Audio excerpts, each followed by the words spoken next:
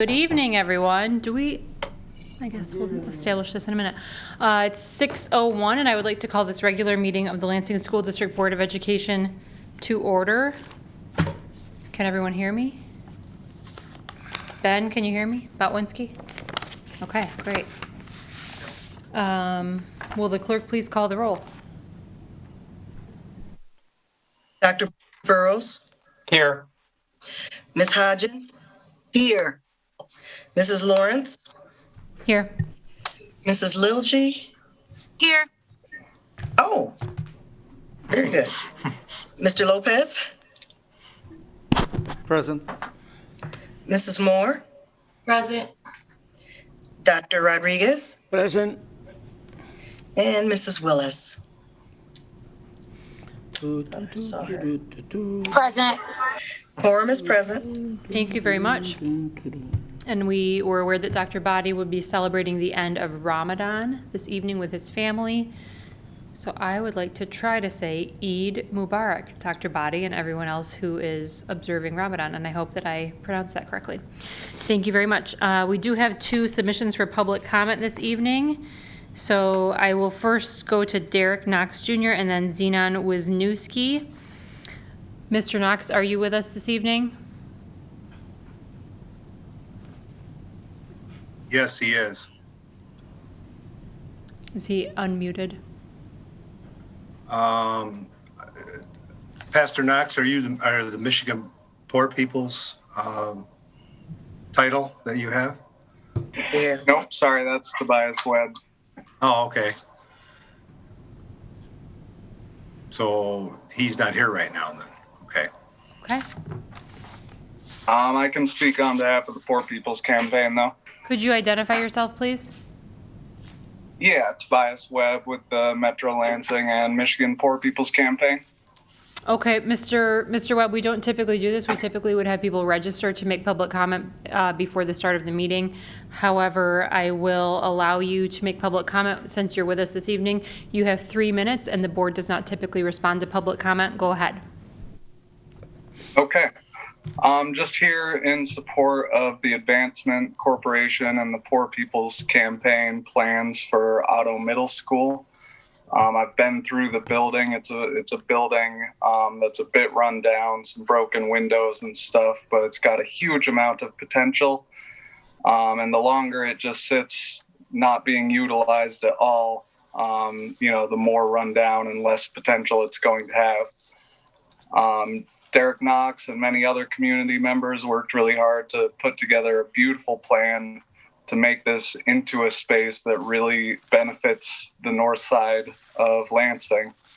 We hope that you consider putting it in our hands to do good for the people of Lansing, especially considering that we're looking to do a lot of wraparound services that are going to affect the students that you're here to help grow.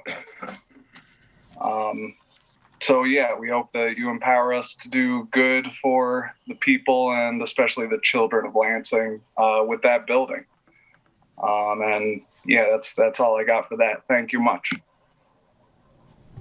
Thank you very much. Do we have Xenon Wisniewski with us this evening? Yes, can you hear me? We can hear you. Go ahead. You have 3 minutes. Okay, thank you. It's Xenon. I'm a 35-year resident of the city of Lansing. My kids went to Lansing Public Schools and graduated from Sexton. I live over by Sexton School. And I've been both professionally and as a volunteer, a longtime advocate for low income and affordable housing in Michigan, in the country, and also in the city of Lansing. This program provides us the opportunities to provide decent, safe, affordable housing for low-income people and working-class people too, who would like to live in the city of Lansing. Gives us the opportunity to develop agricultural programs, both for training and to provide food that is safe and for people in that neighborhood and throughout the city. I'm excited about this proposal, and I'd love to see us partner with not just now, but over the years to come with the Lansing School District to develop programs and initiatives that benefit not only that neighborhood, which is the most important, but for residents throughout the city. So this could be a landmark project, and I'm excited about it, and I hope you folks can get excited about it. If there's any additional information we can provide to you, we would be excited to do so. Thank you very much for your time. Easy is, but just as a backup. Yeah, I didn't see. I forgot. Yes, thank you. Thank you, Mr. Wisniewski. I understand that Derek Knox is with us. Mr. Knox, if you are ready to make your public comment, you have 3 minutes. Yes. Can you hear me? Yep, we can. Yep. Go ahead. All right. Well, first of all, thank you for allowing us the opportunity just to speak and give comments here. Thank you to everybody that has been a part of even looking through our proposal, from Superintendent Sam to Delsa to Katie to John, to you all, the school board. I'm a product of Lansing School District. Went to Wood Creek Elementary, went to Dwight Rich Middle School, graduated from the J.W. Sexton High School. And it's always been a dream of mine to contribute, to give back. Auto would be no better place to give back, especially for the weighty things that you've already heard Tobias, that you've already heard Chris kind of speak to. We're looking to be a hub, a one-stop shop for the community that anybody from any walk of life can come to and receive services of any kind, food assistance services, just for wraparound services. As we know, that area of the city is in a desert, clinically, but also a food desert. And we are looking to change that with acquiring this facility. So again, I appreciate you all. It's been wonderful working with you all thus far and hoping that we can continue that working relationship. Thank you. Thank you very much, Mr. Knox. Thanks for being with us this evening. We have no further public comment this evening. Any other business deemed necessary or additions to the agenda from board members? Okay, then we will move on to our presentations this evening. We have 2 presentations. The first is our summer school program presentation from Terry Bernero and Ben Botwinski. Sam, I will turn it over to you. Thank you, President Lawrence. We have been busily planning our summer school offerings, and this was a good time to present it to the board and also so the community can see what we've been up to and what our plans are for the summer. I'm very excited about it. I know that Terry and Ben, and I see Angie here, have worked, and many others have worked really hard on this. So look forward to presenting this to you, and I'll turn it over to Terry or Ben or Angie. Take it away. Let's see who can share their screen first. Oh, I think I did. Can everybody see my screen? Yes, we can. All right. And you see it in presentation mode, I hope. Yes. All right. Wonderful.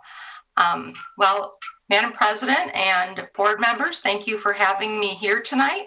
I am Terry Bernero. I'm the director of the Pathway Promise and the Hope Promise Scholarship programs for our district. I have been assigned to work on summer school programs for kindergarten through 12th grade, but I have to start off in saying I'm not doing it alone.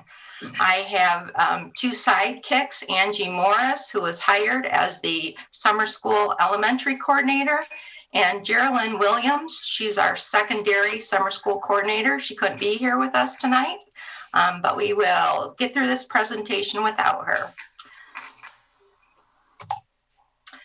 So thinking about summer school, we have to think about health and safety first. We definitely are going to monitor the local COVID metrics. In our summer school plans, we plan to hire school nurses, one for the elementary program and one for our secondary. We will have healthcare assistants at every single site who will oversee isolation rooms at each of those sites. We are also concerned about the mental health of our students when they come back face to face. So we are going to have student support specialists, counselors hired. There are going to be a limited number of summer school sites because of our situation in this pandemic. You know, in years past, we've had the Summer Explorer program where we have sent our kids everywhere in this city, and it's been a fun adventure for them and a great experience. But again, because of our situation, we wanted to make sure our kids were in our facility where we could control the environment a little bit more. And so, not to exclude our community partners, we have invited them to come in and give enrichment programs to our students. Our grade level cohorts will be staying together. We do have a 1-to-12 ratio for each classroom, and they will not be switching teachers. They will keep the same teachers for session A, which is for 4 weeks. And if the kids sign up for the second 4 weeks, they'll continue on with that same teacher. And of course, training orientation is going to happen before each session starts so that we all are on the same page about the COVID protocols and procedures. We had designed a beautiful 6-week program early in February for our summer school program, and we even put out the job postings. A week after that happened, we got notified that the Michigan Department of Education was offering some additional funding for summer school, $550 per pupil, and an extra $100 for innovative programs, which of course our program is innovative because of the wonderful community partners we have. But they wanted to see the program be face-to-face, which no problem, we were doing that. But it needed to be an 8-week long program. And again, ours that we planned was only 6. So we kind of went back to the drawing board and we had to pull all the postings, and all the postings just got reposted this week. One of the other requirements was they wanted to see not a 4-day program like we planned, but a 5-day program.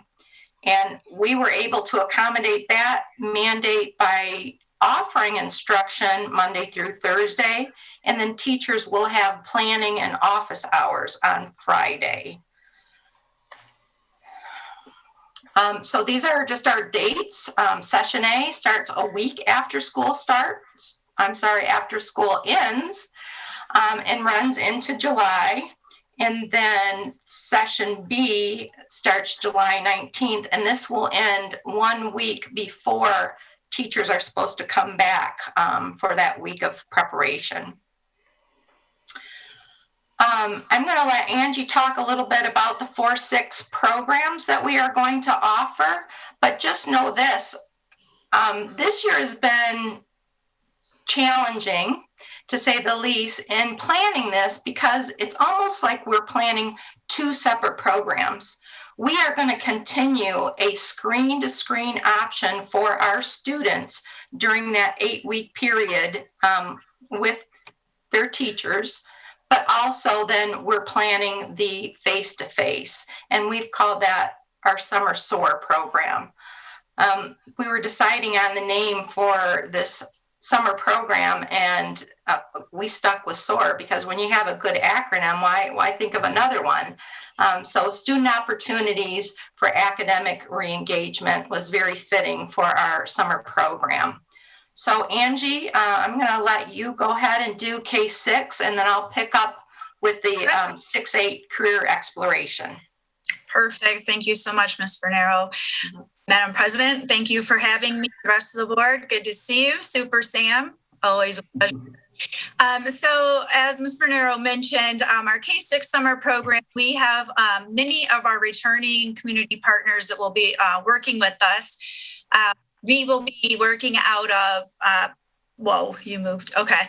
Dwight Rich School of the Arts. Harry. Pattengill Biotechnical Magnet School. Forest View, Cumberland, as well as we're going to be partnering, well, we have Beekman on here, but it's the Equine Center for Learning. They're working on their logo still, I think, right now.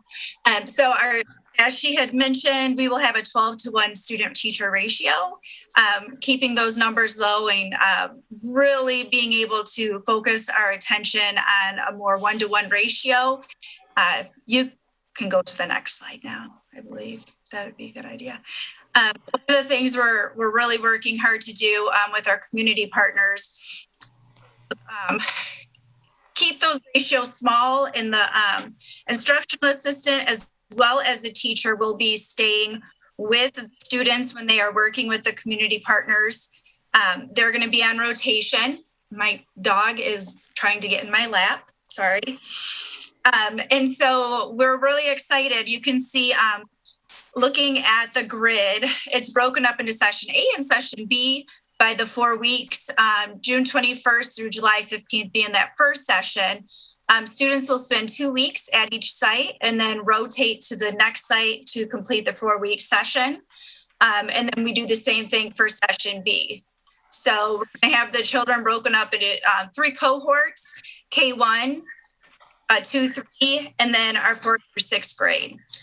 These children are going to be selected by the building principals, and we're looking to really target those kids that need us the most this summer. This portion of our summer program is going to be by invitation only, so that we can really meet the needs with some interventions and provide for them a little more strategic help to get them prepared for next school year.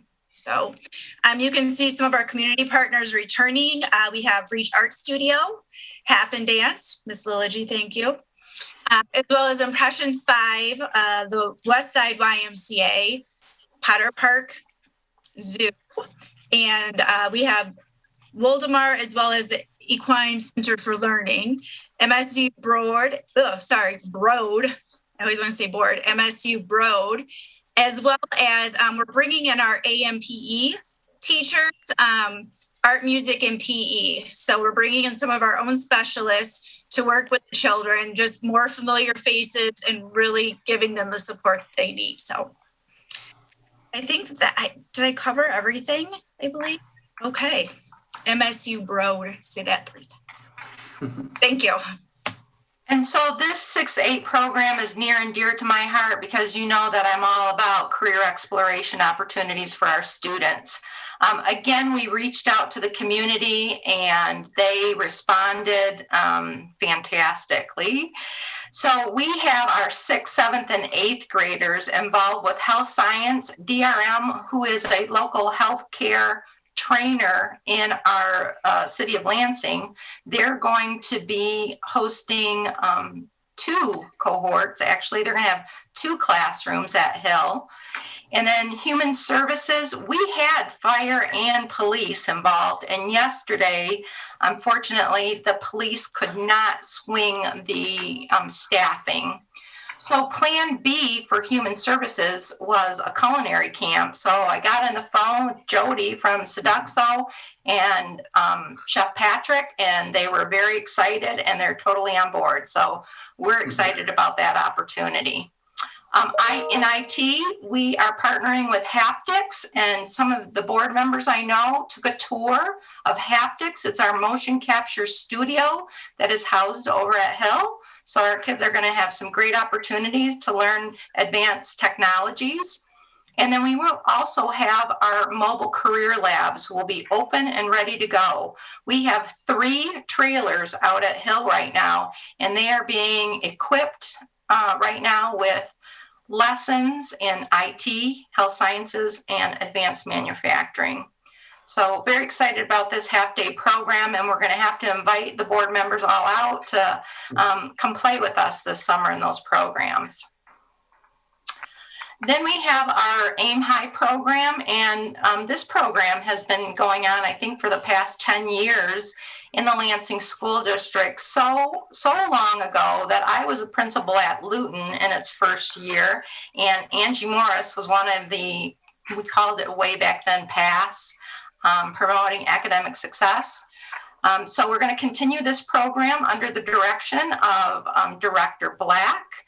And this is just going to be a mirrored program, session A for 4 weeks, where each high school is inviting 30 of their at-risk 7th and 8th graders. And then the next session, another 30 will go through at each of the high schools. At the high school level, we are offering, again, mirror programs in both sessions. So we will have Apex, and Apex will be offered screen to screen. So teachers remote, kids remote. But we are also going to offer Apex, come into the high school, and a teacher will be there to assist you as needed. We are also this year offering live instruction. So there will be 4 teachers at each high school, and each high school selected the courses where most kids were behind. So we're hoping to catch some students up this summer, but also give them the opportunity to take an English class that might next year conflict or happen at the same time as maybe choir. So let's get that credit out of the way so that they can take the elective that they want. And then we are also offering some enrichment, if you will, classes through Michigan Virtual. They have some great career exploration electives there, computer basics, employability skills, soft skills, most of us know them by. And then our counselors are going to make sure that the students are in need of those courses and they're approving those. And of course, those will be screen to screen. We're also trying to place 10 high school students, 10 at each high school, into internships, paid internships. So right now, the Pathway Navigators are recruiting our businesses, and then we will be recruiting the students. And again, we're paying them $10 an hour to get that work-based learning experience that is so important. As I said to you, the postings went out for the second time again this week. There were 68 job postings that went out this week, 160 positions we need to fill for session A, and then 160 for session B. So wish us luck. These are some of the vacancies that need to be filled. We need teachers screen to screen. We need teachers face to face, nurses, public safety, SSSs, instructional assistants, building subs. So it's almost like starting school, it feels like. This is one of our beautiful flyers that our very talented graphic artist came up with to advertise the open enrollment options for our students and parents. Remember, Angie told you that some of them, so it's the AIM High and the K-6 programs at each of those 5 sites. Those are invitation only because we are targeting the kids who need it the most.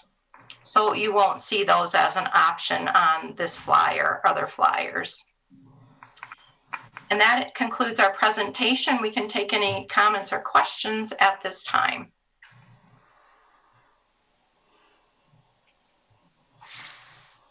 Wow, Angie, you must have did a good job. Thank you very much, everyone. We'll open it up for questions. Dr. Rodriguez? Thank you for the presentation. I had the first question is, who is going to be responsible for every building?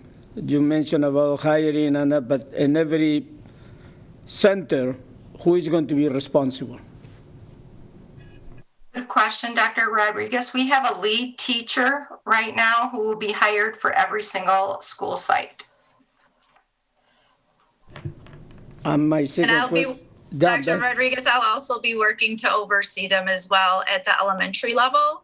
And Ms. Williams, who's not here tonight, she will also be overlooking the high school programs as well. So, when you have all this in place, can you send notification and who is in every building that when I go to visit, I can call this person? When do you think you will have the whole plan in place? Our hope is by June 1 that we are going to have our enrollment settled, our students registered, staff on board, and we can send you all that information. Thank you. After June, Thank you. The first week of June. My other question is about, are they going to be learning also math, science, social studies, or anything like that? Or is going to be teaching through the activities that we learn about today? Well, The funding from the state of Michigan requires that the focus is math, reading, and STEM science. So those are going to be our core areas. Those community partners and our own AMPI stamp staff are going to be providing some enrichment activities for our students. We want them to have fun and be kids and be together. But also, yes, we want to address some of the learning loss that has happened during the age of COVID. Thank you. Mrs. Willis?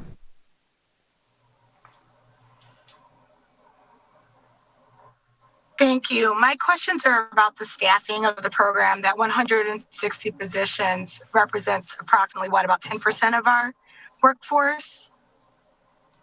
And I'm just curious how we are looking at as far as demand to be able to fill those spots.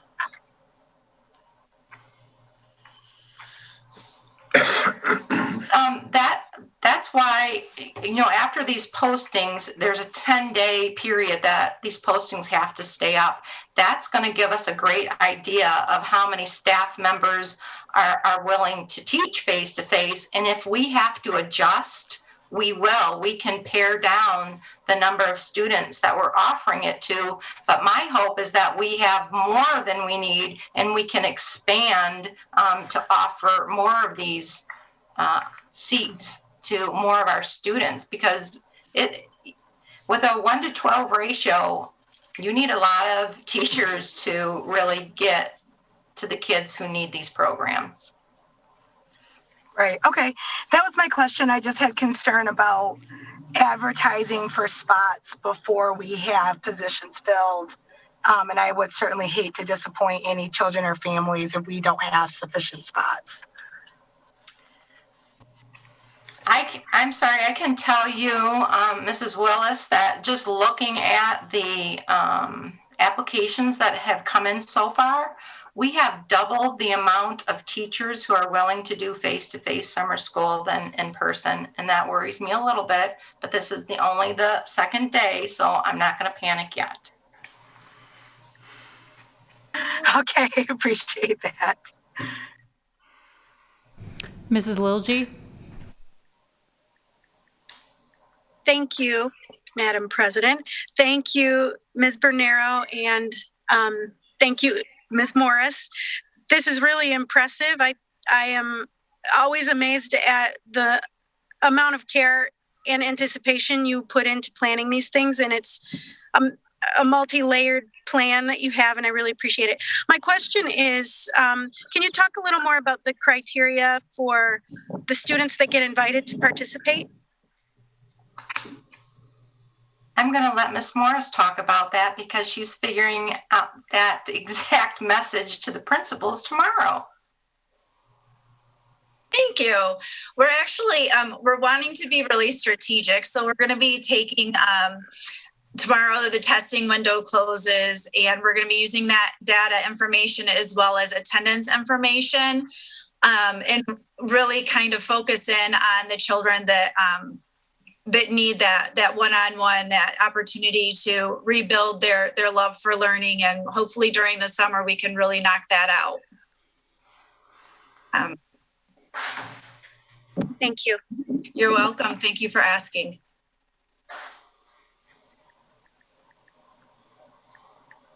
Mr. Lopez? Thank you. On that same subject, so supposedly maybe the 30 children that will be referred for this program might be those that have had trouble logging in and doing screen-to-screen learning. What are the plans to work with them, to encourage them to log in, and what kind of work is being done with them and with their families to ensure that they do take advantage of this program? Absolutely. Thank you for asking. We actually, a lot of this will be going back to the principals so that they can have their say. They've been working closely with their families and really know who's had a difficult time with technology and whatnot. So we're hoping that their input will be a strong factor as well. No, well, okay. And Right, but do you it's- want, I'm sorry, go ahead. But what about working with the family to ensure that the child takes the course that is going to be logged into for this program? Are you thinking more about the elementary students or the high school students? I'm looking at Aim High. Okay. So those students are going to be selected by all schools who have the 7th and 8th graders. So we're expecting that, again, that principals, assistant principals, counselors, SSSs, all the support staff will help to identify those kids and then make sure that they enroll. So we know we have to do something different. And that with that Aim High program, we're hoping that hiring the MSU students, hiring the high school students as mentors, that's going to draw in some of those reluctant learners. And I don't know if Director Black wants to add anything else to that. Well, I just think that whatever is done, we need to ensure that those children do either come or log in order to receive this program. Short of that, you're going to have the same problem that they've had throughout the year. And, Yeah, and Mr. Lopez, I can guarantee you that between Ms. Williams and I, we are going to be on it and making sure that if they're signed up, they're either on the screen or we're going to knock on their door. So that's a little commitment we've made to each other. So just throw it out there. You best bet they're going to be on the screen or we're going to knock on that door. Okay. I'm going to hold you to it, okay? I know you will. Thank you, Madam President. Any other questions from board members this evening? Okay. Thank you very much for being with us tonight. Thank you. Now I'm going to hand it over to Ben Botwinski, who's going to talk to you about the Ebersol summer camps. Great. Hello, everybody. Can you hear me okay? Yes, we can. Thank you so much. And can you see my screen in presentation mode, hopefully, right? Yep. All right. Thank you. Thank you so much. So, Madam President and Superintendent Sinacropi, thank you all both so much for having me here as well. I've had the opportunity to work with Terry and the rest of the summer program team to be thinking about what we could do at the Ebersol Center this summer. And I'm excited to be able to share with you some of our plans this evening. So I wanted to just start though by reminding everybody about why our team, our Ebersol team, does the work that we do. I just think this is an important thing for us to kind of constantly be reminding each other of. So I'll pause here for a second, give you a chance to read our why and our mission statement.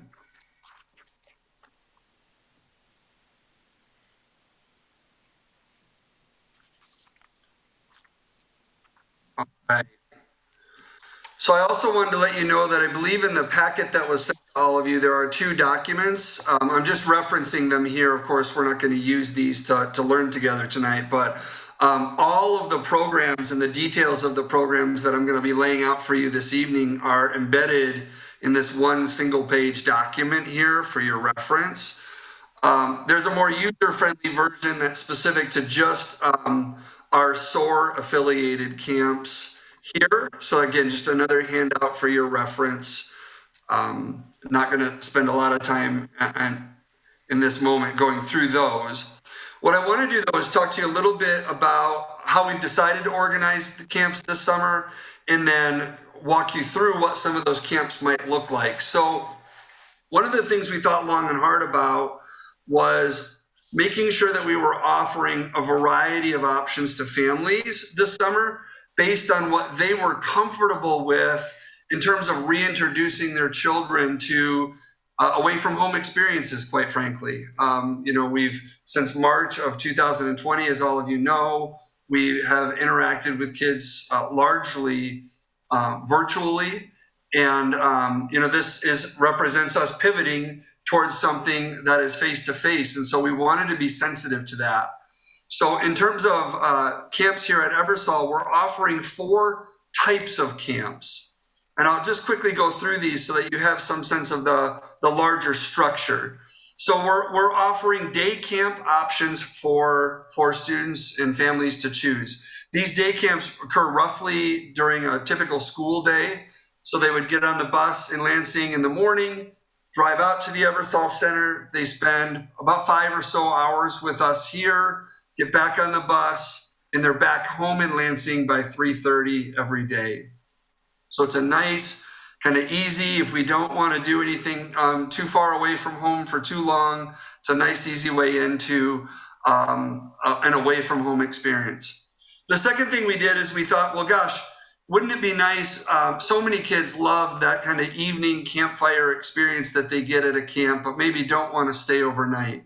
So why don't we offer an extended day camp opportunity? So what we did is we did the same kind of thing. Kids would get on the bus in the morning, drive on out to the Ebersol Center. But in this case, they're with us through dinner and through the early evening. We do a kind of dusk campfire here at the Ebersol Center. They're back on a bus around 8, and then they're back home in Lansing by 9:30. So they get that evening and campfire experience, but don't necessarily have to make the full commitment to stay overnight. Third type of camp is just a single night camp. Again, just parents who may not be comfortable with multi-night camps away from home. We offered a single night camp. So again, they leave, they're back home the next afternoon, and then multi-night camp experiences. And depending on the age groups, they're with us for either 2 or 3 nights. In the case of our band camps, they're with us for 5 nights for our band camp. So that provides you with just some general sense of what I'm referring to when I talk about the differences between day, extended day, one night, and multi-night camps. So our summer Soar affiliated camps are open enrollment. So any student in the district can apply. I guess based on grade levels, currently enrolled Lansing School District students, and we're offering 4 different types of camps.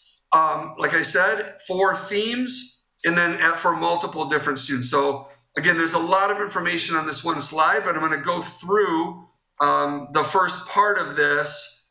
We won't have to go through every line once you understand how to read it. So our summer Soar affiliated camps, the 4 themes are One with the Woods. This is a camp for kids that are really excited about spending time outdoors and want to kind of take their skill to the next level. So we're doing fun wilderness survival type things with kids in the One with the Woods camp. So we're helping them do tree identification, wilderness survival skills, fire starting, water purification, really fun kind of things. We offer that for a K-3 audience, for a 4-6 audience, and then for our 7-8 students and our 9th through 12th grade students, they can attend that camp as junior counselors for different age groups. So it's really open to students from all different grade levels. K-6, there are participants. 7-12, they would be serving as a junior counselor here. Wonders of Water is just exactly what it sounds. We're gonna do all kinds of water-based activities that day. It's an extended day camp, including kayaking, canoeing, fishing. We're gonna teach kids about wetlands. We're gonna do some getting our hands dirty in the mud, lots of fun water-based relay games, those kinds of things. Again, K-3, 4-6, 7-8 is junior counselors, 9-12 is junior counselors. Then we have our first overnight camp, which is what we're calling Nature Studio. So this is a crafty kids kind of art-based camp where we're using natural materials to do all different kinds of exciting art projects with kids. Again, this is a single night camp, K-3, 4-6, 7-8, 9-12. And then finally, Animal Olympics. As all of you know, we are going to have the Summer Olympics occurring this year. So we're doing a really fun kind of competition-like camp where kids can try and replicate different kinds of animal-based feats and just really have a great time together. Again, this is multi-night. For our 4-6 students, it is 2 nights, in 3 days. And one of them includes it's 3 days and 4 3 nights and 4 days, excuse me. And for them, there's an off-site trip to the John Ball Park Zoo here in Grand Rapids, in the Grand Rapids area. So those are our summer SOAR affiliated camps. All of those camps are open enrollment. All of them are staffed by Lansing, will be staffed by Lansing School District teachers, student support specialists. Postings went out this week as well for those positions. In addition to our SOAR affiliated camps, we're also offering I've just called them our Lansing School District Department or Office affiliated camps. So a STAR grant through Executive Director Black's office. This camp is oriented toward social emotional learning. So it's a combination of outdoor recreation activities, leadership development, and a little bit of social emotional processing with kids while they're here. So we do animal yoga with them and other kinds of things. Those are extended day camps targeted to 5th, 6th grade students and then 7th and 8th grade students. And that's targeted recruitment. And what that means is there are professionals in our district who are reaching out to specific kids based on need, who will be attending those camps. We're also doing 2 day camps for our homeless population with Rose Tap House. Those are open to K-12 students. And one of the really exciting things about that is one of those camps might be an entire family camp for the homeless population. So we may be bringing the whole family. I'm still working out some of those details with Rose. But that's really, really exciting. Again, just day camps.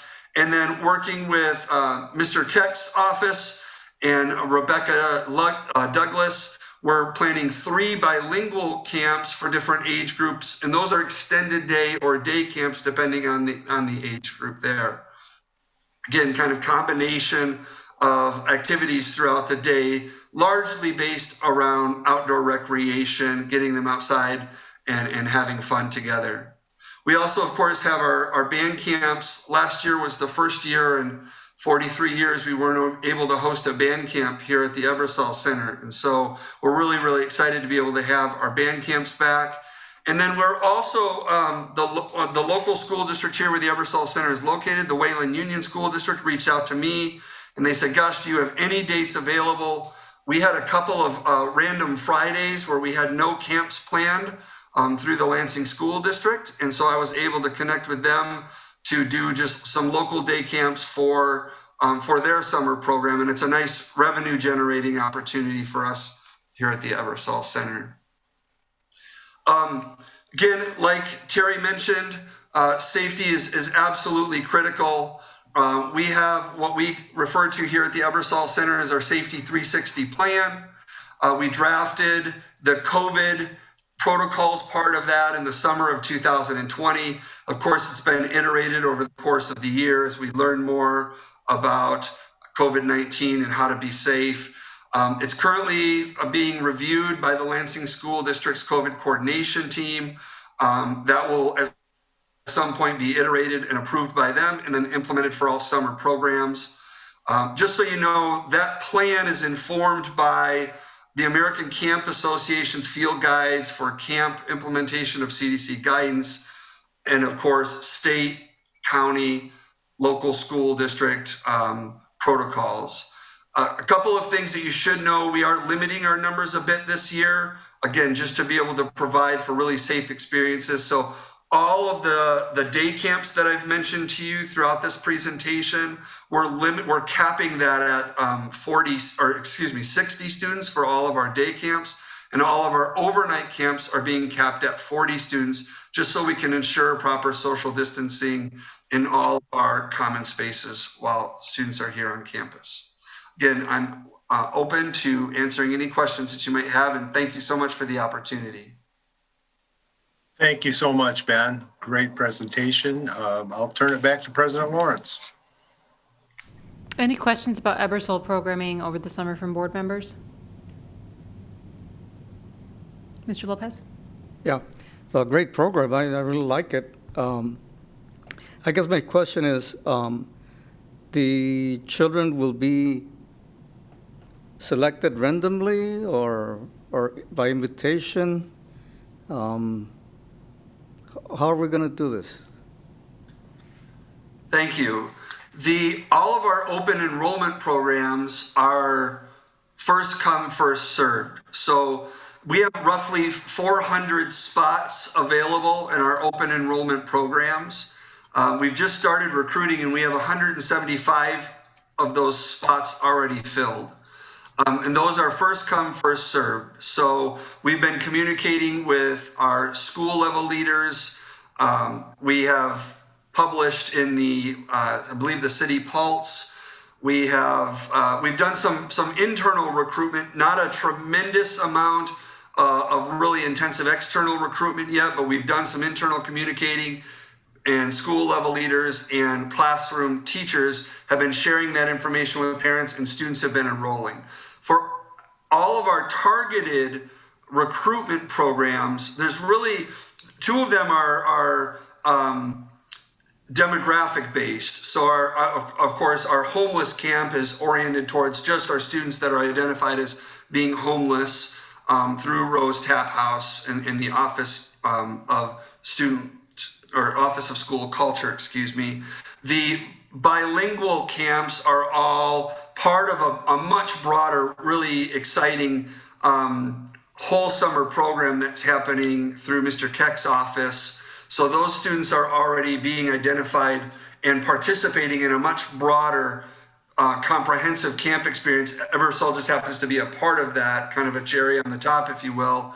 And then I think the camp that you're probably most interested in, based on your question, is the STAR Grant camp. And what's happening there is Mr. Harvell, as the director of the STAR Grant, working with Executive Director Black, is communicating out to the student support specialists, and helping them understand and identify criteria for students who might be selected to participate in these programs in grades 5, 6, and in 7, 8. Does that answer your question, sir? Yes, and I think we still need to do a lot of work to get all the kids, have the knowledge, and parents primarily. The other question I have, just for the purpose of information, these camps are covered by different schools for the children? The cost of the camp, sir? Yes.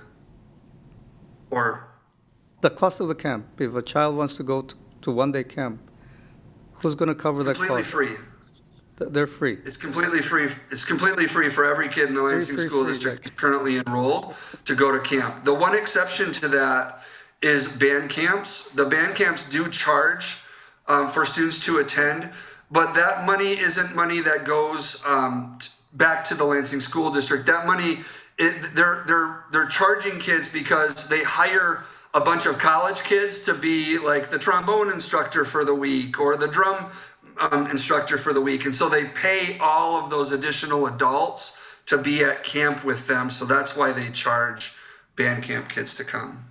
Okay, so the free camp is free is also published, and people know that.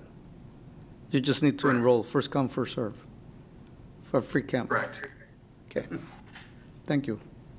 Yes.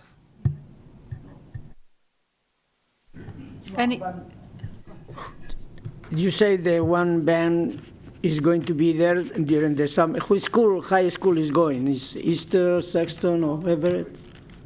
All of them? All three of our high schools have confirmed for band camp this summer. It's really exciting. Yeah. That is great. Thank you. I was there many years ago with the band, and I think that is beautiful facilities for them to practice and do a lot of other things. Thank you. Whoever promoted that was great idea. Dr. Burrows? Thank you. I'm going to speak and ask a question about the whole kind of package of summer programming rather than just specifically Ben. So any of you please feel free to jump in. So these are all really cool programs. I'm very excited about them. I think they have a lot of potential. I'm going to ask the boring question I always ask, or sometimes Nino asks it for me, which is that given how kind of innovative and cool these are, what's our plan for evaluating impact so we can measure how much success we're having and figure out how to do even better next year?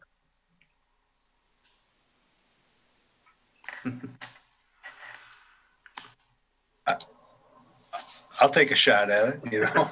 I don't know, you know, we could do informal surveys or formal surveys as part of it, but one of our goals, at least one of my goals, that may not be anybody else's that's talked tonight, is that can we get back to some sort of normal for our kids and families? And I think that's the big thing in my mind.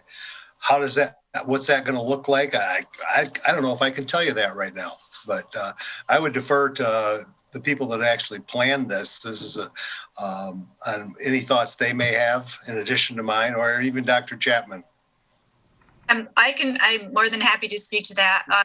I know at the K-6 program level, we will be doing that first week, those first few days, like really working with the kids, the students, and figuring out where they are academically and where some of the target areas are that they need to really hone in on while they're in our care for the summer. So we will then be able to look at that data at the end of their experience with us as well. I would add to that, Dr. Burrows, I think what everyone else has said, of course, I think is spot on, but I would add to that just based on past experience. Some of the metrics that we use include things like the number of spots that are filled, what's our fill rate, right? Another metric might be of those that sign up, let's say we have a 90% fill rate, how many actually show up to those programs? That's another metric. At the secondary level, how many credits recovered? I think a really important thing for us to think about this year is that these summer programs are going to give us a chance to do some institutional learning on what it means to have kids in mass in our facilities again. And how do we do that in a safe way? Hopefully things are much better in the fall. Sounds like there's lots of vaccine available. But the reality is COVID's still going to be around. And so we've got to learn how to manage having kids in those spaces. So this gives us a really wonderful opportunity to do that type of thing as well. So those are just some things off the top of my head that I think are absolutely critical to also be thinking about. Madam? Yeah, Ben, I just want to add to that real quick that I think it's really important what Mr. Wisniewski is saying, because having those kids back in our rooms, on our property, we're going to be able to gauge that SEL, that social emotional learning, and really see where they are and kind of set the standard for what we can expect as the rest of the district comes back in the fall. So I think that was a great point, Ben. Thank you. And Director Black, do you have something to say? Thank you, Angie. I would just like to add that in regards to the AIM High program, in previous years, we have grouped our students by cohorts, and we follow those students all the way to graduation. So we're looking at graduation rates, and we're looking at school performance rates year after year following the AIM High program, so that we will know whether or not these students, these particular students that are in the program we may need to follow up on them, right?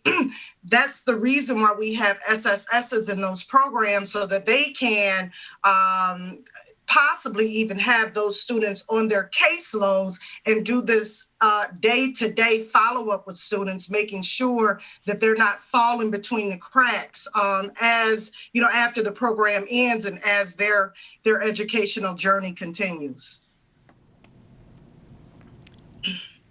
Okay, for Ebersol, the thinking very positive. If we have more than the kids that we're planned to serve, will there be a way to serve more than those that you have planned? Yeah, thank you for the question, Mr. Lopez. Right now, our summer, you can see our calendars is pretty full, with the exception of those two days that are set aside for the Wayland Union School District. Most of our days are booked.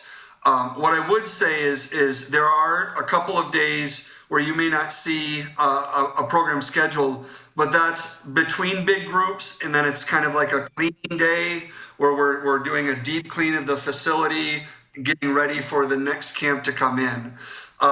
What I would say is I think our capacity as the the Michigan Department of Health and Human Services relax some of the guidance that they provided. You know, our numbers with, say, 40 overnight campers and 60 day campers, we might be able to extend that slightly to include some more kids as they continue to relax some of those guidelines. Those numbers are pretty conservative given wanting to ensure that everybody stays safe and we have adequate kind of social distancing within our facilities. So there could be some opportunities to expand the numbers at the individual camp level, but for the most part, our calendar is really booked from the end of really that first Monday after school gets out through middle of August. We have camp almost every day. Yeah. And I suppose what you just said a little while ago was that you expect so many, but some don't show up. Is there a waiting list kind of thing that you could then call other students would be called for this? That's a terrific idea, and we could definitely create a waiting list to ensure that we are getting as many kids into the program as possible. Thank you. No, thank you much. Thank you, Madam President. Any other questions from board members? Okay. Thank you, Ben. Please thank your mother-in-law for her help yesterday with Splintergate. Thanks very much, everyone. That's all. All right, let's move on. Okay, moving on to our next presentation for this evening. This is regarding the auto sale proposals and Ed Center proposal. We will start with auto. And Sam, I will turn it back over to you. Thank you. Yes, we will start with auto, and there are two separate, although in tandem, proposals for auto, and we have spent quite a bit of time on these, and it's been to Board Facilities Committee, and this was sent to you tonight, and John and Katie, and we have Gordy Van Weeren here too. Hi, Gordy, thank you. So we're going to explain the proposals and then have a discussion, questions, and there is no motion tonight that we would anticipate at the moment. Whatever we hear tonight, we'll go back to whatever and see where we're at from there. I'll turn it over to John and Katie now. Thank you, Sam, and thank you, Board, for allowing us to present these proposals to you. Just to give a brief overview of what transpired, how we got to this point, is that initially the Metro Lansing Poor People's Campaign had sent us a proposal, contacted Katie about acquiring off the auto property, and then almost simultaneously, short time later, we had another group called the Griffin Group that's out of DeWitt that is also had submitted a proposal for just the land. Both of their proposals are very similar as far as what they intend to do as far as affordable housing. And so we kind of got us all together and kind of talked about it together. And so we decided to kind of have them redo their proposal so that the Poor People's Campaign is just now for the building itself, property. And I just wanted to share a picture just so you can get an idea of what we're looking at as far as their, Lynette, if I have share rights, I just want to make sure everybody can see the property, if everybody can see the property itself. And so obviously the yellow is the land, which is what the Griffin Group would be proposing to buy from us, purchase from us. That's 8 acres, and they're proposing $25,000 per acre, and so a total of $200,000. And then the rest of the property here would be the Poor People's Campaign, and their proposal is for $1 for the building, and we can talk about that further as far as the differences in the cost. And also Gordy Van Weeren from Troon is on, and you can talk about what is legally available to sell for school districts as far as selling property. So that is the basics of those two proposals. Katie, did you want to add anything more, or? I think you did a pretty good job.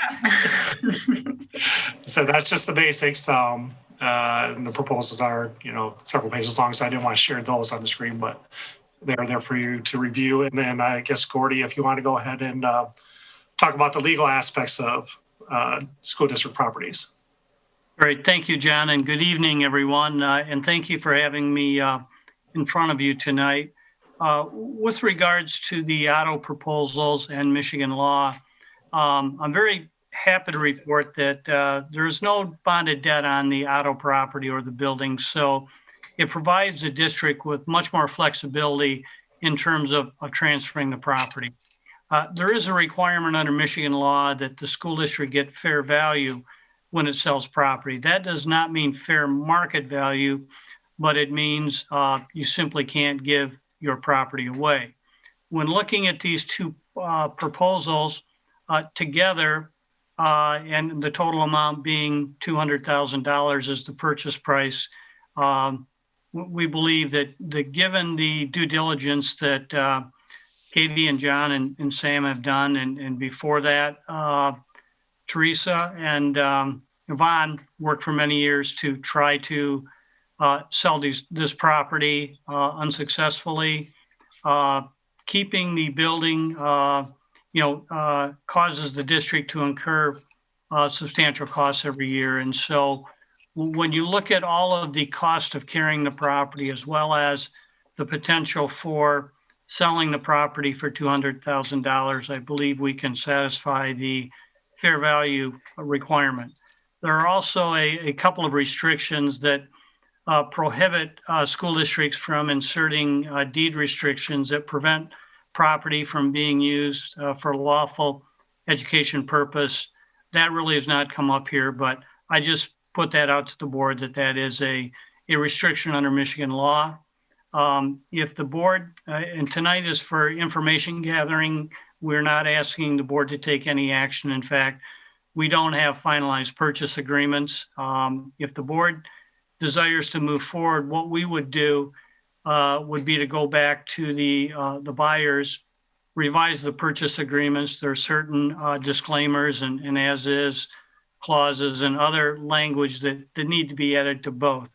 My recommendation, if the board wants to consider these two proposals, is that there be a reciprocal provision put in both agreements. And what that means is that the sale, each sale would be contingent upon the other sale, subject to the district's authority to waive the reciprocity. So in the event that one of the, either the building or the vacant land were proposed to be sold first, the Board of Education would have the authority to waive that requirement and allow, for example, the building to be sold and not the vacant land. The vacant land would still be under contract.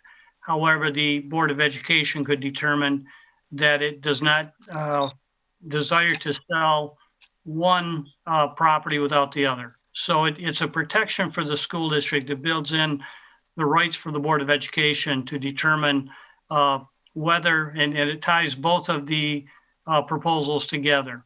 I believe that both of the buyers are willing to agree to that type of language. I would indicate to the board that the proposal for the vacant land is for low-income housing. And what that requires is funding through the state of Michigan, the MISTA program. And there are funding cycles that you go through where you apply for funding. You may or may not get your funding on the first go around. And if you don't, then you apply in the next cycle. What the buyer's proposing would be a June 30th, 2022 closing date for the vacant land, and it would be contingent upon obtaining MISTA financing, which involves tax credits being obtained. So I'm happy to answer any questions. Again, tonight is for information gathering. I would indicate to the board that the board has the authority to insert any type of restrictions in terms of use of the property. If the district desired to negotiate the future use of part of the auto as part of the consideration for the transfer, we can negotiate that. We could negotiate language that requires the buyer to keep the property in good condition and proper repair.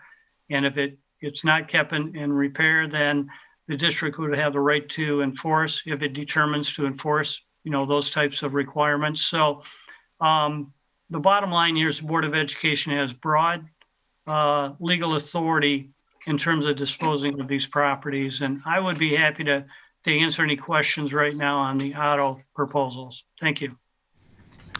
Thank you, Gordy. I'm going to start with questions because I have several. You just suggested that we would have the legal authority to include language restricting the use of the buildings, and you mentioned that we would have language, could potentially insert language to require that the building be kept in good condition, good repair, et cetera. I imagine, do you have kind of template language that you've used in the past that would make sure that, my fear is that the building falls into disrepair and people still assume that the district owns it, as has happened in the past, and that's certainly something that we would want to avoid.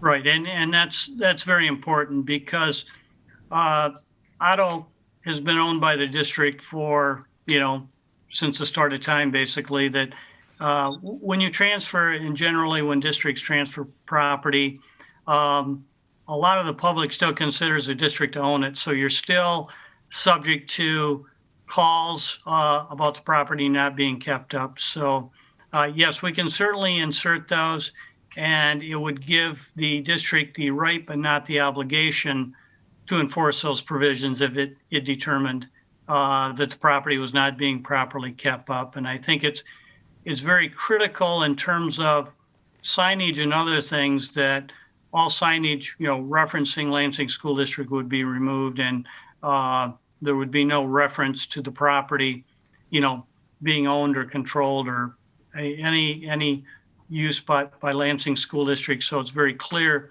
the property is being transferred to a third party. I was going to ask about a reverter clause, but I imagine if the building does fall into disrepair, depending upon the condition of it, we might not want it back. So in that event, if that situation does occur, what would be your recommendation to kind of, what would we do with it? Yeah, and another excellent question, because reverter clauses are usually automatic. If upon the happening of a certain event, the property automatically reverts to the grantor, that being the school district. In this case, we could insert language where the district would have the right to retake the property, but not the obligation. So we can address that. Okay. I have questions about the potential purchaser's ability to financially sustain the building. Katie or John, could you tell us approximately what amount of money we spend annually just to, so to speak, keep the lights on? I don't think we have a lot of lights on, but just to kind of keep the walls standing. Is that our utility costs for the building are usually anywhere from $100,000 to $120,000 a year, and that's the minimal things that are needed to keep the building from turning into the Ed Center condition, which is the next proposal, because the only thing we have on there since that was closed was electricity, but we still have water, gas, and electricity at Otto. So trying to keep it into falling into complete disrepair. But there are some other items, as you mentioned, broken windows, that sort of thing that have to be repaired. So those are, maintenance costs for that sort of thing that come up. A few years ago, we replaced all the steam traps in the building, which is about $160,000 worth of work. So, and then there's, some of the boiler repairs that have to go on here and there to keep it from, freezing up and still being in working condition. So I did run a report since the building has closed as a school since after the 2012 school year. It's cost us about $1.4 million to maintain it the way it is right now. So 1.4 million over the course of the last 10 years. Correct. Okay. It was a really good idea at the time, 9 years ago. 9 years. I'm muted, but it's No, just. no, you're not. You're not muted. All right, Gordy, would there be a provision in our agreement to prevent our potential purchaser from essentially flipping the building. I don't anticipate that this would arise because I know we've been trying to sell it for a number of years.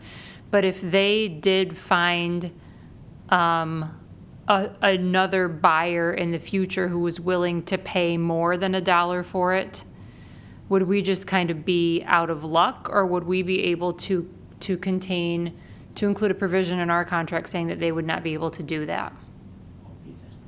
Everything is negotiable. I've seen and I've drafted agreements over the years that have language that protects a school district from that very thing happening, from someone coming in, buying property, then flipping it. We can build in a number of years, and we can also, what I generally see is that in the event that a buyer comes in, closes on the transaction, they're generally given a credit for the amount of money, capital infrastructure they put into the building if they then sell it because they've improved it. So the answer is certainly yes. We can negotiate any language that the board would like to see and the buyer agrees to. Okay.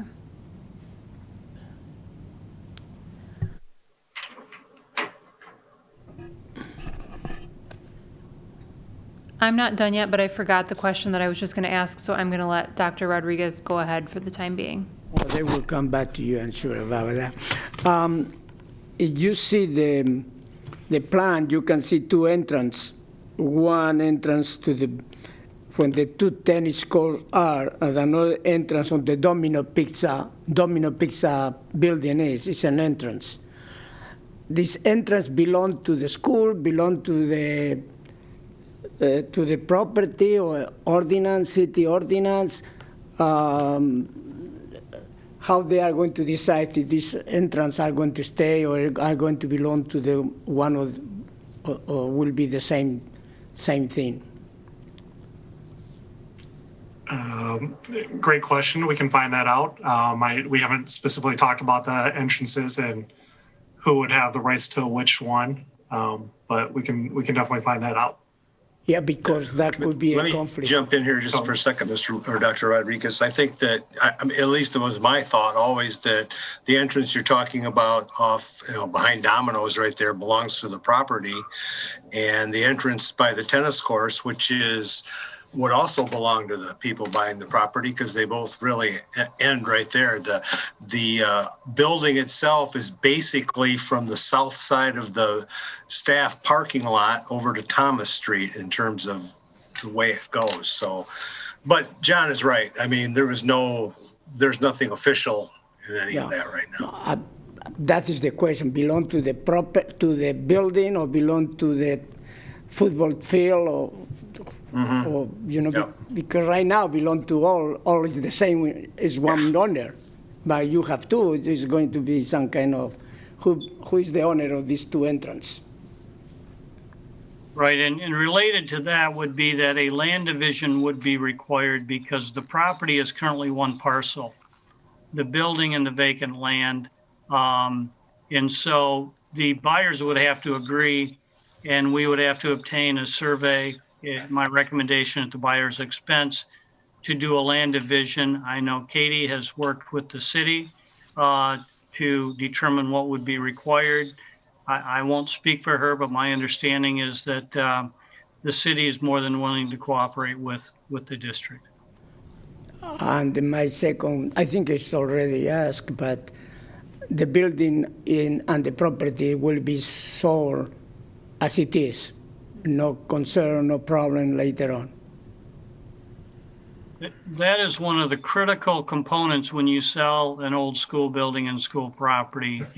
I will call it an as-is clause on steroids, because we want to make sure, and the buyer acknowledges, complete inspection, and we do a transfer of liability in terms of any environmental issues. So when we sell property like this, in my opinion, the language that's put into the purchase agreement and that survives closing is as important, if not more important, than the purchase price.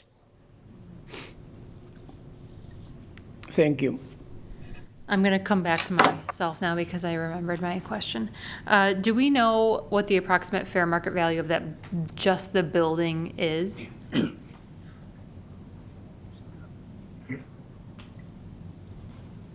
If we don't know, that's okay.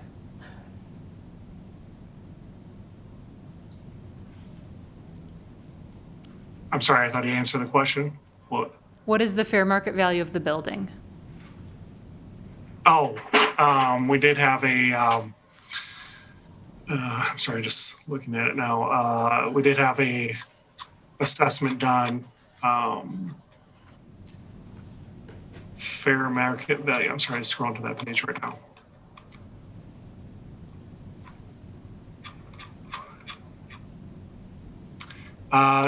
Based on, there's some contingencies in it, but based on the evaluation, the appraisal that was done is anywhere from 180,000 to 360,000. But then, kind of as Gordy alluded to, the continuing holding costs of the property as far as paying annually what we have to do, it kind of deflates the value as that the longer we hold on to it. Sure. Robert Bertalka did the appraisal of the property, and he projected out the value, like John says, the longer you hold the property, the less valuable it becomes because of the holding cost. Okay. So just so I have my numbers correct in my mind, the approximate fair market value, all other factors considered, the approximate fair market value of the building currently is between 180 and 360,000. We spend about $120,000 a year to essentially keep the lights on. We've spent $1.4 million over the last 9 years to maintain the building. And this potential purchaser is asking us, is demanding, essentially, in their words, that we convey the building to them for $1. I have some questions about their finances and their ability to maintain the property. I don't know, Katie and John, if you would like me to direct those questions to you, or if there is someone from the Poor People's Campaign still present and they would like to answer my questions, I would be fine with that as well. And maybe I can clarify, the appraisal included the building and the land. Okay. So it was an all-in number. Okay, thank you. I'm not done yet. You're done? I'm not. Oh, you're not done. Go ahead. Can someone from the Poor People's Campaign indicate to me what is their current annual operating budget? If they are present and available. And if they're not, then we can invite them. Excuse me, Ms. Lawrence. If not, then that's why we were having this discussion tonight. And Katie and John can, whatever information is still needed, can. And my thoughts would be we would get that information and bring it back to board facilities, actually, before it moved on again. Okay, so I'll ask some of those questions now, and Katie and John, if you want to jot down these questions that I have right off the bat, that might be a good way to go, and then we can invite the Poor People's Campaign to join us at a future board meeting. But I would like to know what their annual operating budget is, essentially what's their bank balance right now, and how they propose to raise or maintain funds in order to have at least $120,000 a year just to spend on building maintenance. I imagine that number would probably go up because they're gonna want to have the heat higher than we have it, and actually have the lights on and that sort of thing. And if they don't have that money in the bank right now, I would like to know how they propose to raise or find that money elsewhere.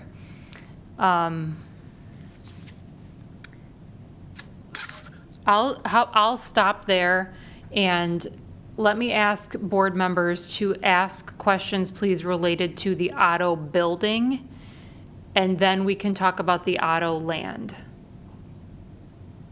You with me? Mr. Okay. Lopez, go ahead.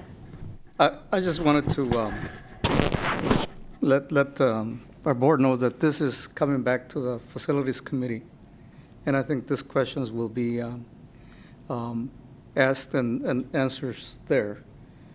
Also, so this has been ongoing, and so this has been on the table.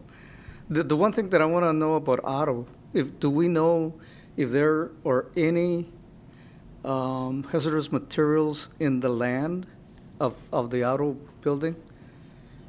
You know, just, is there something that was buried there way before we came into position? To our excuse me, Mr. Lopez, to our knowledge, there is not, because, I mean, I know that we have never had like a bus garage there. Otto, when it was built, it was always part of the Lansing School District. We've had issues at other schools that were their own school district that got annexed into the district because there were fuel tanks underground or something like that. But to our knowledge, there's none. I don't know. Gordy, is that something that we have? Did we ever even check on that? I don't think we did.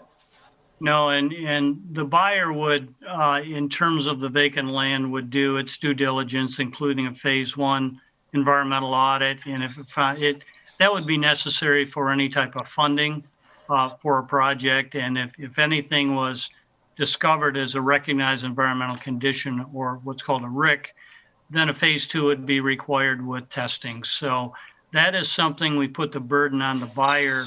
If we don't have any records that that would indicate there's been any type of contamination, then it's on the buyer to do its due diligence. Yeah. Well, I know that we had a kitchen that served the district, so I don't know if that has any bearing on any materials, seeping into the land and whatever. But I've just to keep it on our mind, if we may be liable for anything of that nature.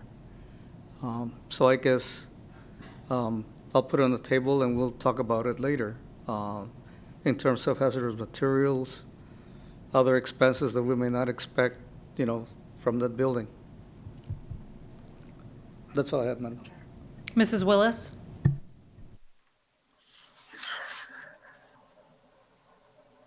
My question's been asked and answered. Thank you. Okay, thanks, Mrs. Willis. Any other questions from board members on the Otto building? If you're raising your hand, I can't see you, so if you have a question, just go ahead and talk. Okay, then now we can talk about the Otto land. And I just have a couple of questions. Gordy, you said that this would be contingent upon the purchaser getting the MSHDA tax credits. Do we know how quickly that would happen or not happen? It depends on the number of funding cycles in a year, and we're going to talk about the other property in a few minutes. That's also a MSHDA project. So there are projects that compete all over the state of Michigan, for this funding. In my experience, oftentimes funding doesn't go through the first time, so you reapply and you make your proposal better or what the committee's looking for. And I know that the proposed buyer does have experience in the MSHDA area, and so that's always important. Do you know, that was actually on my list of questions here, they do have other similar projects going on. Do you know, are they in this area? Are they substantially similar to the project that they're proposing here, that sort of thing? My understanding they are. My recommendation would be that the facilities committee require, if the board desires to move forward, that we get information from both buyers that show that they have the ability to complete the transaction and the experience. So is this potential purchaser indicating that if they do not receive MSHDA funding by June 30th of 22, they would not purchase the land? That's correct. And in my experience, oftentimes, if they don't get funding, then they will come back and ask for an amendment to the purchase agreement, which the board could agree to or not agree to. And if there are other buyers, that who are willing to step forward, I have talked to the appraiser. I do think the vacant land does have value and it is marketable. Do you think that it would behoove us to include language in this agreement to restrict use to just that type of project? That's something that the board would have the legal authority to do, that the board may desire to make it a little bit broader. If you want to see only residential property on that property, be it single-family residential or townhouses or multifamily, then, perhaps that's certainly something the board can put in. And there may be zoning restrictions anyway in terms of what the property can actually be used for. Okay. And my final question, and just again to clarify for myself, when you gave me the fair market value of 180 to 360 approximately, that includes the land, correct? Yes.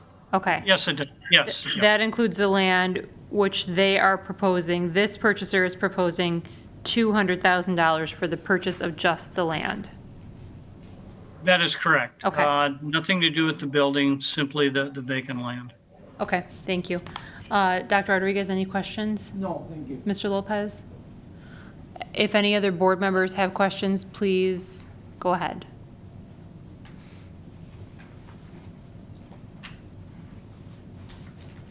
I guess it was me with the question hat on tonight. Okay.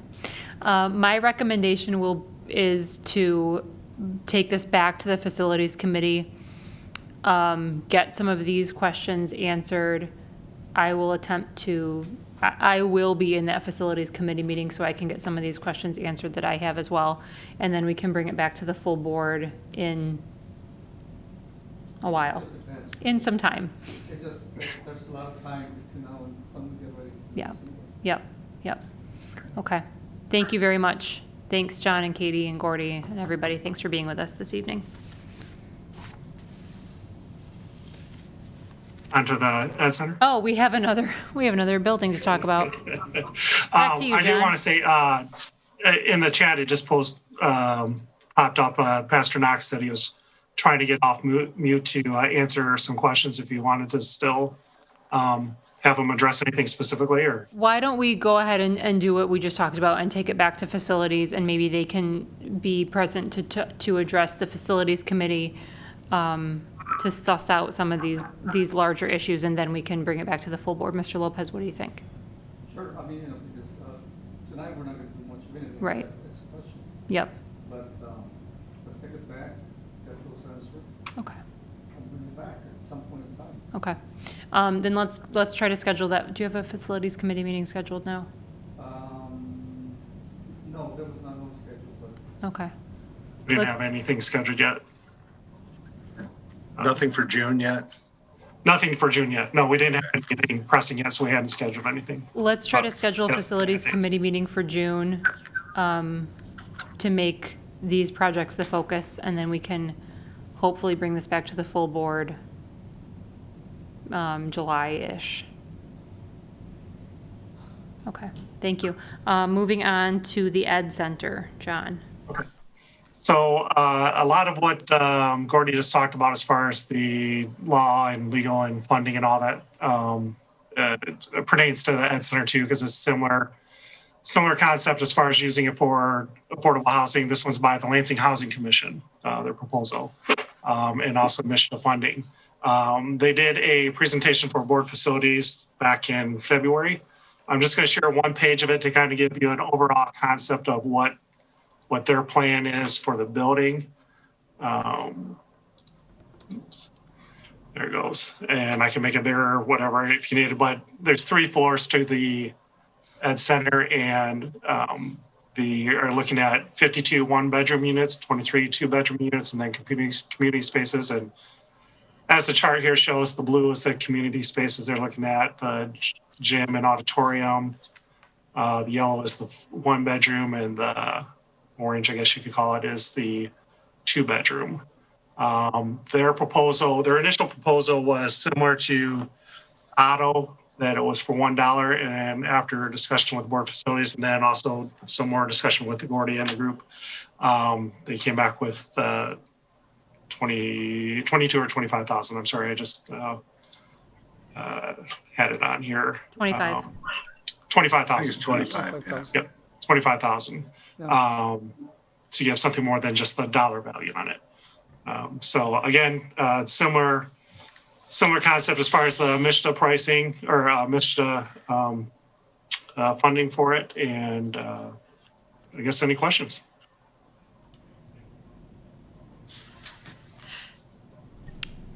Do we know fair market value of this property? Gordy, I don't think we had an assessment done on it. It's been closed since 2008, or an appraisal. I think you're correct, John. I think the only thing that was done is an estimate as to what the demolition costs would be. Right. And that was north of $1 million or two. North of 2 million, I think. North of 2 million, yeah, it was substantial. So I would question whether an appraisal would be needed for this property, given the current condition of the property. I don't think it would be money well spent. Did you say the demolition cost would be 2 million? Yeah. I believe it was closer to 3 million. Yeah. We had proposals done a couple years ago, 6 years ago to demolish the building, and then the thought was to have added parking for the admin building. And the proposals were anywhere from, I think it was 2 million up to 3 million, and about half of those costs were just for abatement by itself. And that was just to level the building, not even a parking lot on top of that. That was to clean fill, remove all the hazardous materials, and then clean fill with dirt, and then parking lot on top of that would have been additional costs.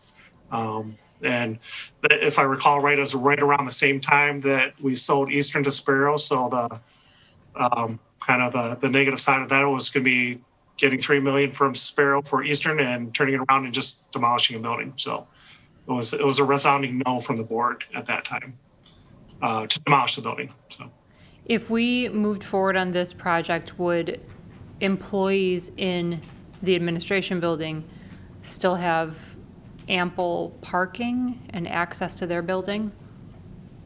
yes, because it's just the building. There would be I don't believe there would be any parking spaces affected by it. Would there Now, be? we have ample parking with all staff here. That's a different story, but that's. Would there be parking included for the residents of these new units? From my understanding, they were going to work with one of the nearby lots to acquire parking, not specifically on site because there's no parking for that on site. So, but they were going to, I think, either rent spaces. Katie, I can't remember for sure what lot they were talking about, but one of the nearby lots that was close by that would be available. I'm not quite sure which lot it was. That question was asked. But I do believe there is a matter of like some of our back cave parking that might actually be affected. Depending on where we drew the line for. Yeah. That's a problem to lose. That's a big problem to lose parking for the administration building. That would have to be changed in our agreement because I know the administration building can't afford to lose parking. And I don't think that's something that the board wants to do to the employees here downtown. So Gordy, would this go through a similar process with MISTA to get approval and be contingent upon their approval for their project? It would be competing with the auto proposal. The timelines are somewhat extended, and I think subject to negotiation. They're looking at a September 30th for satisfaction of due diligence and the MISTA requirements, and then closing 90 days thereafter, which would be December 30th, with the right to extend due diligence for another 6 months. So that is something if the board desires that this go back to the facilities committee, we certainly need to discuss timing of this proposal because once the property is under contract, it sits there. If another buyer, is interested, it's tied up. So I think that's certainly something that we have to look very closely at. Yeah.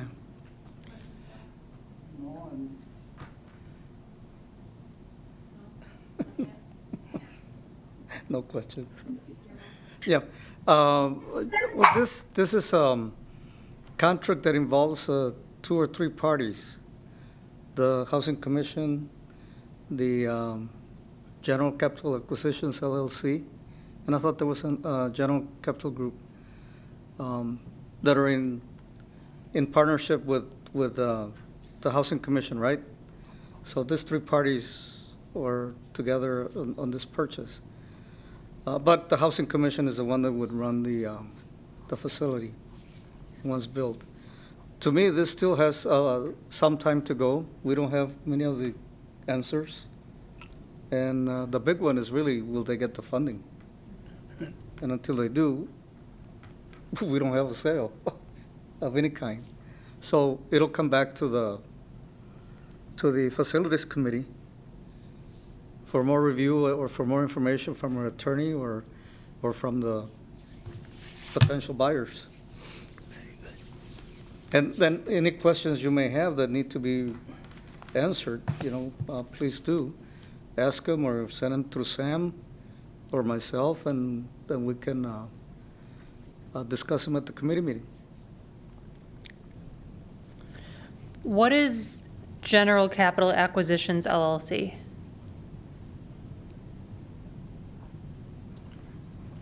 They are a developer. That presentation that they did in February has that partnership listed that Mr. Lopez was mentioning. I can share that. That shows all the partners involved. Yeah. Where are they based? It says locations, Milwaukee and Chicago. There's the page with a group of partners for it. Right there.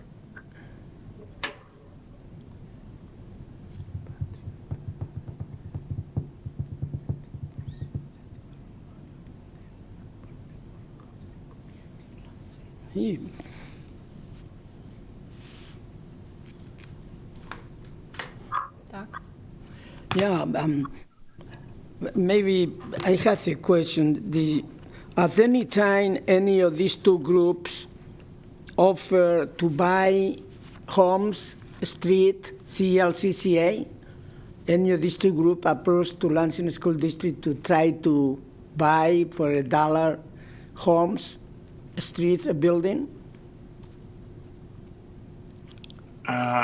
Sam, that's before my time. Yes, because I said before his time. No, that happened about 2 Wait a years. minute. Yeah, historically speaking, is Any of these two groups? I don't think so, but we'd have to check. I know Home Street was sold in, I don't know, maybe around 2000, maybe somewhere in there, 2004, in that general time frame. And we have not, it's passed through several different owners since then. So I don't even know if we have files or any information on proposed buyers. I don't know. Oh, John, did you see the chat right there? Doug Fleming's on if he could answer any questions. So we can check. We'll have to check on that, Dr. Rodriguez, because we don't know. Okay, thank you. I will talk later. Dr. Burrows? I don't know the details of this, but I believe that, like the Department of Education, MISTA is looking at a major infusion of resources from the federal government stimulus packages. It might be worth investigating whether that's going to affect how many organizations are going to get funded and what their timeline is. I know those funds have to be obligated by October of 24, I believe, but that may have some impact.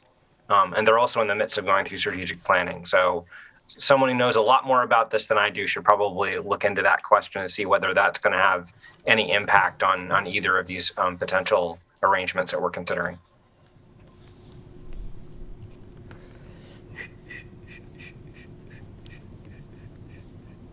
Yeah, I was just going to mention that Homeschool was bought by a tech company that affiliated with MSU. Homeschool was bought by Spartan Internet. Yeah, there you go. Spartan Internet. Who defaulted I'm sorry?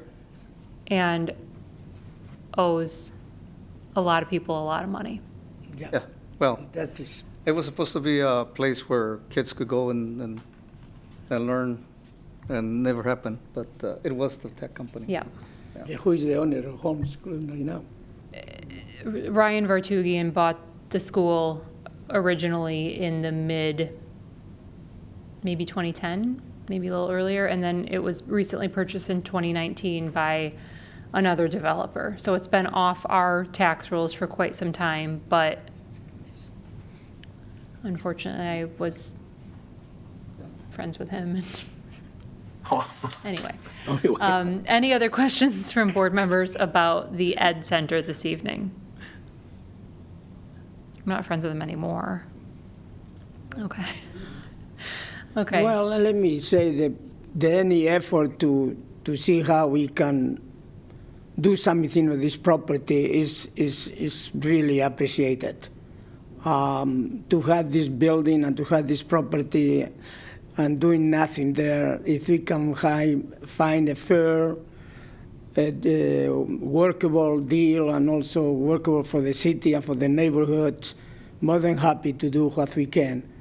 But we want to be sure that we really, whatever we do, benefit the school district and benefit the community. Thank you. Thanks, Dr. Rodriguez. This proposal, I'm definitely ready to hear more about and to see more solid information and numbers. If Mr. Lopez, if you would like to take it back to facilities, that's fine. Or if you're ready to move it to a full board meeting and have a greater board presentation, I'm okay with that too. It's up to you. I'll defer to you. I think let's get back to the committee. Okay. See where we're at this point. Okay. And then make a decision. Okay. So let's bring this back to the Facilities Committee as well as the audit proposals that we've already discussed and start to work through what a potential purchase agreement would look like for the LHC and with regards to the Ed Center. And then we can bring it back to the full board when the Facilities Committee has worked through those issues. Yeah. Sound good? Sounds good. Awesome. Thank you, everybody. Sam, John, Katie, anybody want to add anything to this? We'll look at, I'll connect with Mr. Lopez on setting a date for the Board Facilities Committee in June. Okay, sounds great. And I think I would just add that we heard exactly what was the purpose of this. We wanted to hear what the board had to say and what more information you needed. So I think we know what we have to have ready for the next board facilities meeting. So thank you. Okay, thanks everybody. Thank you for the input. Any Yes, board comments this evening? Anybody who's joining us virtually have any comments to add?